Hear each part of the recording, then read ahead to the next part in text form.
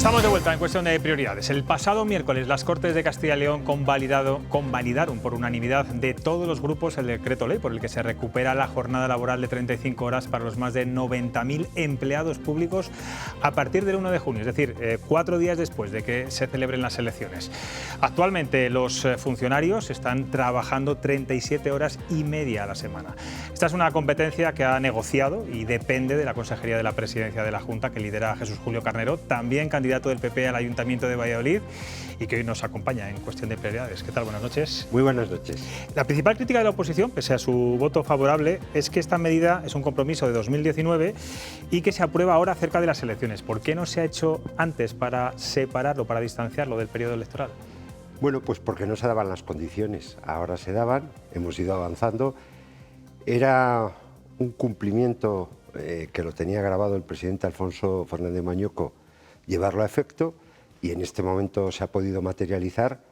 ¿Qué no se hubiera oído en el caso de que no se hubiera materializado? Bueno, pues lo hemos materializado y lo importante es que ha sido, como bien dice usted, por unanimidad de todos los grupos políticos, pero también por unanimidad de todas las organizaciones sindicales. Por tanto, hay acuerdo. Cosa rara hoy en día. Hoy en día lograr un acuerdo de este tipo parece harto difícil. Bueno, pues se ha logrado tanto en la parte sindical como en la parte política, y lo único que tenemos que hacer ahora es llevar a cabo las correspondientes mesas de negociación para llevarlo a efecto y que el 1 de junio empiece a entrar en vigor. Usted siempre ha defendido que esta disminución de 2 horas y media va a suponer también un aumento de empleo, bueno, para seguir dando y prestando el servicio público correspondiente. ¿De cuántos empleos estamos hablando y en qué servicios serían los más necesarios? Porque los sindicatos ya lo cifraban en 4.500 los nuevos contratos. Yo no sé si se aproxima a esa cifra, lo que ustedes manejan. Mire, yo la cifra exacta no se la puedo dar porque eso es fruto precisamente de esas mesas sectoriales que se están llevando a cabo. Los sectores, pues es evidente que la sanidad es un sector donde dar la misma calidad va a exigir que haya más empleo público, también en la educación y también en los servicios sociales. Lo que es la administración general es donde no va a tener quizás mayor dificultad, pero en todo caso, en esos 3 ámbitos al que me acabo de referir es donde ahora se está trabajando para ajustar los calendarios, ajustar las jornadas, ajustar las plantillas. Señor Carnero, este acuerdo, muy importante, hablamos de 90.000 funcionarios, empleados públicos en Castilla y León, demuestra una vez más que hay dos gobiernos, el Partido Popular que negocia y pacta con los agentes económicos sociales y Vox que se lo pone más difícil. No, mire, el gobierno es uno. El gobierno es el del presidente Alfonso Fernández Mañueco y yo creo que esa es la cara, es la representación y todos trabajamos en aras de conseguir una cosa que es fundamental y esencial, el bienestar de los castellanos y leoneses, en este caso de los empleados públicos. Por cierto, ¿mantiene usted su posición inicial de mantenerse como consejero y candidato actualmente del Partido Popular de Valladolid hasta que recoja su acta de concejal? ¿Esto le puede restar votos? Mire, ¿Ha librado usted en ese sentido? Hasta el día 17, en el cual se produce la toma de posesión como concejal y espero que de alcalde, si así me dan la confianza los vecinos y vecinas de Valladolid, se puede mantener. Usted piense que en vez de ser el consejero de la presidencia fuera médico o fuera periodista o tuviera un taxi, tendría que dejar mis obligaciones, mi trabajo, mi ocupación habitual, y ahora me debo, en la condición de consejero, a los castellanos y leoneses, que también en ellos están incluidos los vallisoletanos, en determinadas facetas. Tiempo hay hasta el día 17 para tomar la decisión adecuada y correcta. ¿Qué le ha parecido el encontronazo que hemos visto hoy entre dos instituciones como el Gobierno, la Comunidad de Madrid, entre Isabel Díaz Ayuso, el ministro Bolaños por la fiesta de la Comunidad? Yo no sé si tiene algún paralelismo con lo que ocurrió aquí en Castilla y León, con el boicot del Partido Socialista de asistir a los premios Castilla y León, de Vox de no asistir a Villalar el día 23. Bueno, pues mire, lo primero que tengo que decirle, pero esto es una opinión muy personal, que yo a donde no se me invita no voy. Y esto es importante. Y esto vale para la vida personal, para la vida institucional, para la vida de cualquier tipo. Cuestión distinta es que valoremos o no si se debe o no de invitar. Pero eso es otro tema distinto. O de si se va, que se reconozca la representación institucional que tiene ese político, en este caso el señor Bolaños. Si se va, que te hayan invitado. Eso es lo primero. Eso es una regla de oro que nos las enseñaban de pequeños, una regla de urbanidad, eso es evidente. Cuestión distinta, repito, es la calificación desde un punto de vista institucional de una no invitación o de una sí invitación, pero ese es otro tema. Me preguntaba por Castilla, porque en Castilla tuvimos también aquí pues una serie de sucedidos que a mí, sin lugar a dudas, no me gustaron. Y empiezo por uno de ellos, que fue la falta de representación política y también sindical en los premios de Castilla y León. Y yo, mira, ¿qué quiere que le diga? Yo ahí lo que veo es un feo, no ya al gobierno regional, sino un feo a los premiados que en ese momento están representando a todos los castellanos y leoneses. Son los mejores de entre nosotros. Y en ese momento la oposición, parte de la oposición, no toda, porque Soria ya sí que estuvo representada, decidió no acudir. Y las organizaciones sindicales también decidieron no acudir. A su vez, al día siguiente tenemos, el primer día habíamos tenido la parte institucional y al día siguiente tenemos la parte reivindicativa y festiva. Y allí falta también Vox, pero nosotros, el Partido Popular, estuvo. Y yo creo que en ambos actos, pero esto es una opinión también muy personal, debemos de estar todos, porque nos debemos a lo que representamos. Y representamos a los castellanos y leoneses, cada uno en calidad de lo que le corresponde. Y en esa representación debemos de estar en los actos institucionales y también en los actos más festivos y más reivindicativos. Por tanto, bueno, no hay paralelismo entre lo que acontece en el día de hoy en Madrid y lo que ha acontecido en Castilla y León, pero a mí, ¿qué quiere que le diga? Lo que vi en Castilla y León no me gustó. Porque, mire, le voy a decir una cosa. ¿Y eso se lo ha dicho el señor Gallardo usted? Oiga, no me gustó que no asistieran. No lo sabe, él lo sabe perfectamente, pero tampoco me gustó que no acudiera el Partido Socialista a los premios. Mire, en este momento la sociedad española tiene que estar en la cultura del encuentro, no en la cultura del descarte. Son palabras del Papa Francisco, pero yo creo que son bien traídas en un momento histórico como el que estamos viviendo. Una crisis económica, una crisis sanitaria, una necesidad de que todos aunemos expresiones y fuerzas y que no nos encontremos con situaciones de estas que lo que muestran pues son, no sé cómo calificarlo, la debilidad humana hecha política o la política hecha debilidad. Pero en todo caso yo creo que lo que tenemos que estar todos es en el encuentro, en la concordia, en el consenso, porque eso facilita el bienestar de los vecinos. Hablando de esa cultura del encuentro, no sé si usted ha llamado personalmente a su contrincante ahora a las elecciones municipales, a Óscar Puente, después de esa grave caída, ha tenido que pasar por el quirófano. Bueno, la herida es considerable. Hoy, por cierto, ha vuelto a su despacho, afortunadamente. ¿Han hablado personalmente, más allá de las redes sociales y esas cosas que hacen últimamente los políticos? Por supuesto que hemos hablado. Mire, yo le llamé inmediatamente de producirse el accidente. Todavía no tenía hecho ni tan siquiera el diagnóstico. Él pensaba que tenía rota la rodilla y bueno, pues todos nos encomendamos a que fuera lo menos grave posible como así ha sido. Hemos hablado también a través de las redes sociales, hoy hemos hablado a través de WhatsApp. Yo le he felicitado porque se incorpore ya al despacho y a sus quehaceres de forma habitual, pero ya que me da usted la oportunidad, sí que quiero decirle una cosa, que yo ya sabe que estuve muy enfermo y él también habló conmigo y me mandaba vídeos de su hija cantando, fíjese. Por tanto, le hablaba antes de la cultura del encuentro y la cultura del descarte. Todos tenemos que tener la capacidad de superar la disparidad política o el distinto criterio político para elevarnos y ser ante todos personas. Y Óscar Puente lo fue conmigo y yo lo estoy siendo ahora con él.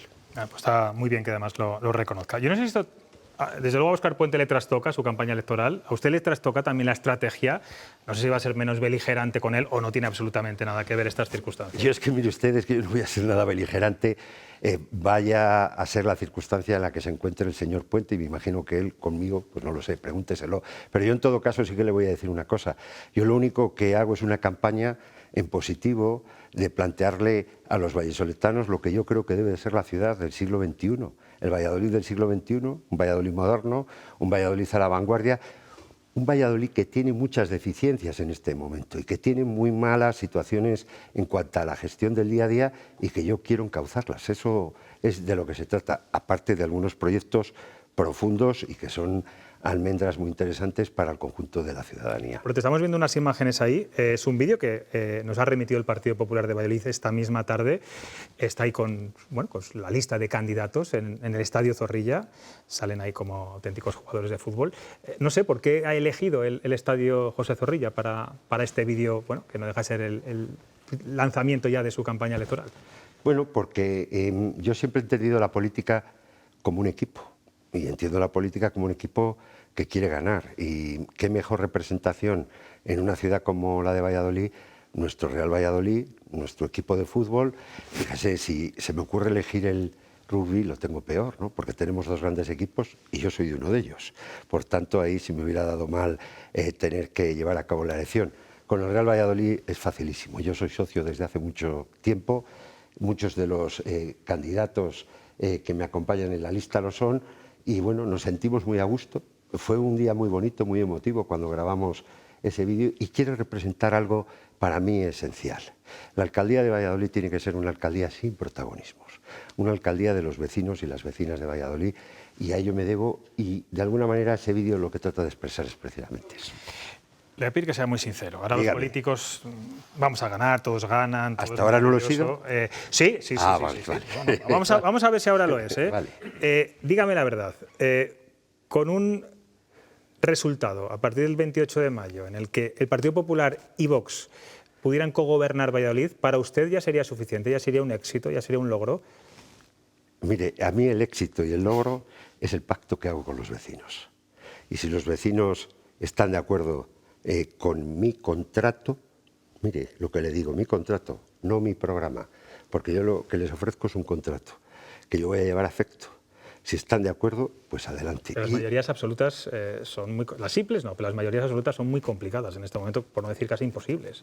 Pero mire, es que yo ahora con quien tengo que pactar es con cada una de las vecinas, con cada uno de los vecinos de Valladolid, y con ellos es con el que hago el pacto, a través del programa electoral, a través de mi contrato. Lo que ocurra a partir de las 10 de la noche, más o menos, el día 28, pues ya lo veremos, y a ellos nos debemos, y son ellos los soberanos, los que tienen la decisión en su mano de decir cómo quiere que se gobierne este ayuntamiento. ¿Y prevé que vaya a haber muchos acuerdos PP-Vox en otras comunidades autónomas, capitales de provincia, que Castilla y León no va a ser la única, digamos? Pues es que no, fíjese, si para mí no me atrevo a hacer una previsión de pactos, en aquellos lugares que desconozco aún menos, no tengo capacidad de análisis, se va a producir.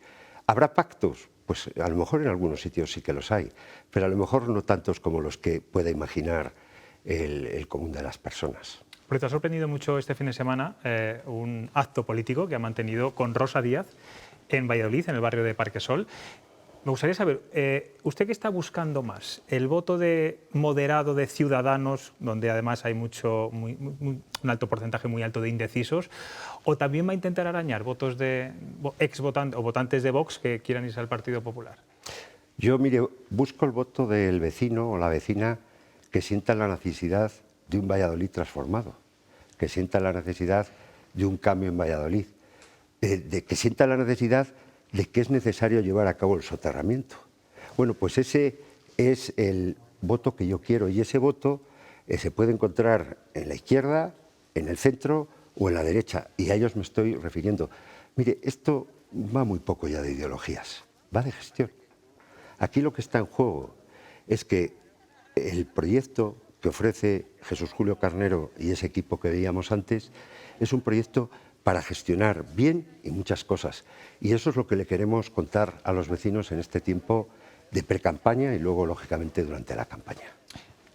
Hay dos pilares en su candidatura, que es el soterramiento y la viabilidad de la ciudad. Revertir algunos carriles bici, como usted ha prometido, ¿usted cree que es algo que la gente en general va a entender?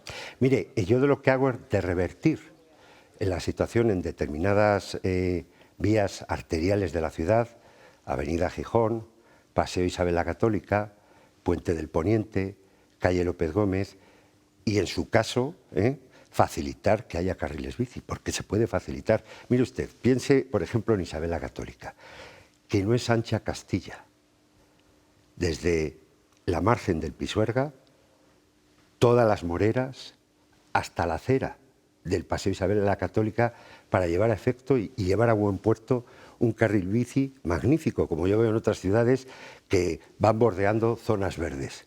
Pero ¿por qué eliminamos en una vía arterial medular, singular de la ciudad de Valladolid, un carril en aras a algo que necesariamente y al lado podemos darle a los vecinos y a los ciclistas en este caso? Por tanto, lo que hay que hacerse es ponerse manos a la obra, darle al ingenio, facilitar a los ciclistas que puedan seguir con sus carriles bici, pero facilitar a los conductores que tengamos una ciudad como era antes, una ciudad, y valga la expresión, bien avenida. Y ahora las avenidas no están nada bien, porque están colapsadas.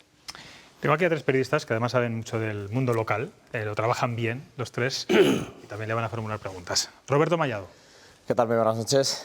Yo quería preguntarle por uno de esos caballos de batalla que parece que es evidente, ya lo ha dicho usted, que va a haber en la campaña electoral, que es el tema del soterramiento de las vías del tren, ¿no? Actualmente se apuesta por un proyecto de integración con una serie de túneles y pasos por debajo y por encima de las vías, que es lo que está ejecutando el actual ayuntamiento. Dice el actual equipo de gobierno que el soterramiento no se puede hacer, que es imposible, entre otras cosas porque no hay dinero. Entonces, la pregunta que yo le planteo es, ¿han calculado ustedes cuánto costaría el actual soterramiento de las vías por Valladolid? Y la gran pregunta, ¿no? ¿Cómo se pagaría eso? ¿De dónde se saca el dinero para ejecutar una obra que estamos hablando de miles de millones? Bueno, lo de miles de millones, eso lo dice usted, porque bueno, no vale eso. Mire, el soterramiento es una necesidad,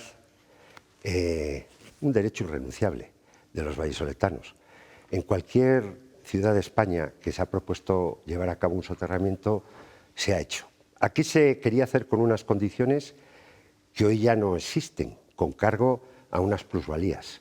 Y el soterramiento se tiene que hacer como se hace cualquier obra pública en este país. Usted no pone en duda que cualquier autovía o cualquier autopista que se hace de un punto a otro en España se hace a través de los presupuestos públicos. Bueno, pues el soterramiento de Valladolid, como se ha hecho el soterramiento, por ejemplo, en Moncada, de parecidos kilómetros, pero en una población que tiene 36.000 habitantes y no casi 300.000 como tiene la ciudad de Valladolid, se ha llevado a efecto con dinero público. ¿Cómo se tiene que hacer aquí el soterramiento?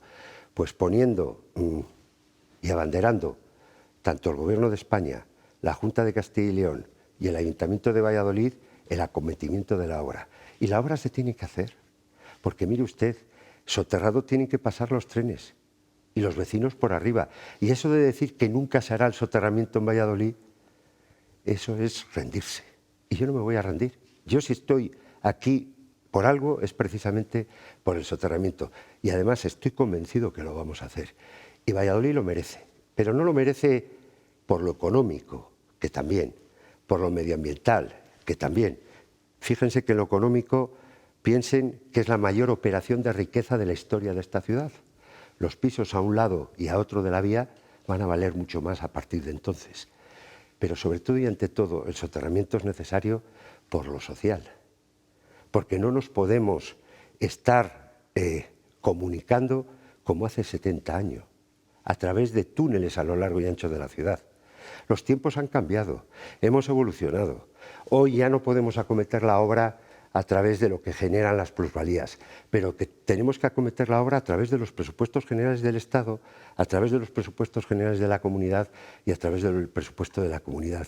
Y yo le digo que se puede hacer. Mañana vamos a dar una rueda de prensa y vamos a contar cuánto cuesta, cómo lo vamos a hacer, dígalo aquí, cómo lo vamos a hacer. No Mire, mañana. si esto está cuantificado y esto actualizado por lo que hablaban los representantes del ayuntamiento hace unos años, está en torno a los 635 millones. Hagan ustedes todas las actualizaciones que quieran, pero esto se puede hacer y lo vamos a hacer. Por cierto, hay una candidatura que ha nacido al albur del soterramiento, que es la que lidera un tertuliano que hasta ahora tenía a cuestiones prioridades, Cecilio Vadillo.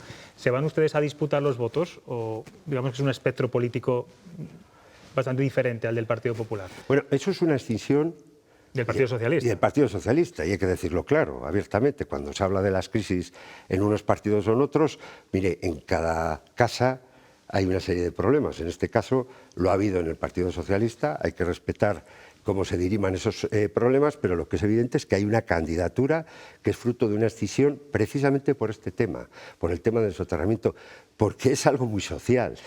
Repito, insisto, el acometer una actuación del soterramiento. Lo que se está haciendo en este momento, por cierto, que se nos vendió una integración como sustitutiva del soterramiento porque iba a ir muy rápida y resulta que de los 20 túneles que se iban a acometer únicamente se han acometido 2 túneles. Bueno, pues ¿nos vamos a disputar los votos? Pues mire, yo pienso que no, que lo que pretende... Bueno, me da a mí en la nariz, señor Carnero, que Cecilio Vadillo pactaría antes con usted casi que con Óscar Puente, tal y como están las cosas, y viendo un poco el pasado, ¿no? ¿Me permite volver a lo que le dije antes? Sí. El pacto con los vecinos. Vale. El pacto con los vecinos. Maite. Buenas noches. Hablando de integración, hay otra integración pendiente que todavía se está hablando muy poco en esta campaña y usted en su dualidad actual de consejero de presidencia y candidato a la alcaldía supongo que la conoce bien. Las áreas, las mancomunidades en Valladolid, hay un alfoz muy poblado que también genera muchísimos problemas, tanto de tráfico como de servicios. Podríamos hablar de eficiencia, que también le gusta hablar. Se apostó hace años un compañero suyo de partido, su predecesor, en la Consejería de Presidencia por ese desarrollo, pero se constituyeron y nunca más se supo si funcionan, porque no se ha llegado a ningún tipo de desarrollo ni de acuerdo, incluso no tienen ni presupuesto. Bueno, vamos a ver, mire, en relación a la parte fundamental de lo que es las mancomunidades de interés general y en lo que corresponde a mi responsabilidad a partir del 28 de mayo, si así lo deciden los ciudadanos, yo tengo claro que tenemos que comunicarnos con el área metropolitana de Valladolid. Una de las primeras medidas de choque que llevamos es lo que denominamos un diálogo constructivo, entre otros, precisamente con el área metropolitana. Valladolid no se puede entender sin su área metropolitana y el área metropolitana sin Valladolid. Por tanto, eso va a ser uno de los caballos de batalla que, sin lugar a dudas, nosotros llevamos en el programa y es un compromiso que vamos a llevar a efecto. En relación al desarrollo de las mancomunidades de interés, bueno, mire usted, ahí hay una ley que se pactó. Hay un desarrollo normativo de esa ley que no se ha llevado a efecto, entre otras cosas porque el Partido Socialista en Castilla y León no lo está facilitando y estamos a la espera. Cuando se facilite, pues avanzaremos todos juntos. Sin lugar a dudas, el modelo de la mancomunidad es el mejor de los modelos que puede existir desde el punto de vista de la prestación de los servicios, tanto en el ámbito rural como en el ámbito urbano, como en el ámbito semiurbano. ¿Y por qué? Porque eso es conseguir determinados servicios con el esfuerzo de todos y por tanto es mucho más barato, es mucho más eficaz y es mucho más eficiente. La figura está inventada, las mancomunidades vienen existiendo desde hace mucho tiempo y dando muchísimo respuesta en nuestro medio rural y lo van a seguir dando. Por tanto, tenemos que ahondar en ese tipo de figuras en las relaciones de las distintas administraciones locales. Yo, desde luego, si me dan la confianza a los ciudadanos, voy a ahondar en esa relación de la metrópoli de Valladolid o del Alfoz, como lo quieran denominar. Luis Jaramillo. Buenas noches, lo primero. Uno de los temas también que yo creo que preocupan mucho a los vecinos de cualquier ciudad en estos momentos es el tema de las políticas medioambientales que se producen y dentro de ella están los mandatos también de la Unión Europea de que tenemos que mejorar la calidad del aire de nuestras ciudades. Surge aquí el tema de la zona de bajas emisiones, en la que usted se muestra claramente discrepante con el proyecto que inicialmente había presentado el equipo de gobierno actual del Ayuntamiento de Valladolid. ¿Eso no supone volver hacia atrás, hacia políticas medioambientales más progresivas o hacia medidas de lucha contra el cambio climático? Mire, la sostenibilidad medioambiental es algo que como objetivo y finalidad queremos todos, por el bien de nuestros hijos, por nuestro bien, por nuestra salud. Pero ¿qué ocurre? Que la sostenibilidad medioambiental, y esto se entiende muy bien desde el ámbito del medio rural, pero vale también en el medio urbano, sin sostenibilidad económica y sin sostenibilidad social es inexistente. Sostenibilidad social significa que haya gente. Sostenibilidad económica significa que haya rentabilidad. para que tengamos sostenibilidad medioambiental necesitamos progreso.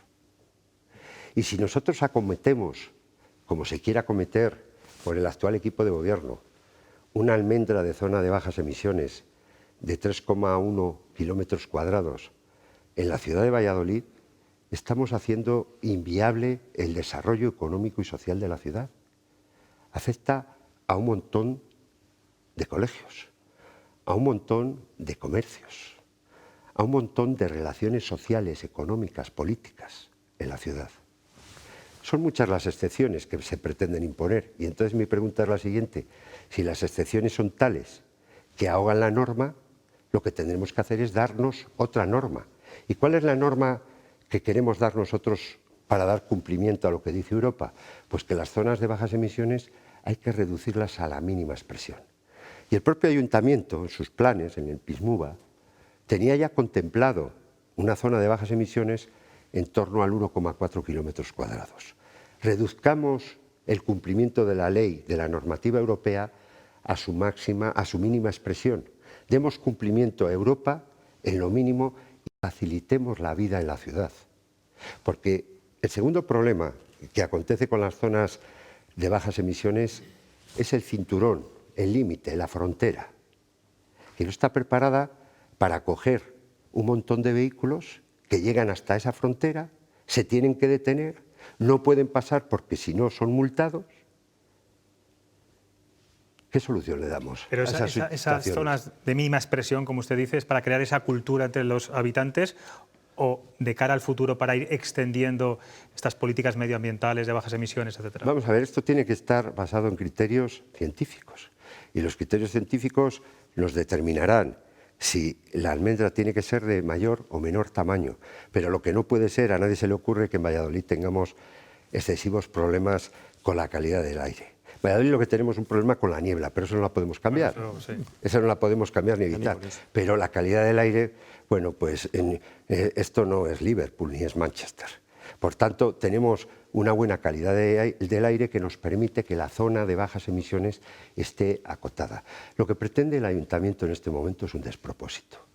Está parado, está metido en un cajón, no sabemos por dónde va a salir, esperemos que no salga de ninguna de las maneras, porque los ciudadanos nos den la suficiente confianza para poder reconducir y retomar de una manera lógica. Mire, nadie se opone a lo que tiene que ver con la sostenibilidad medioambiental, pero todo esto exige una planificación ordenada.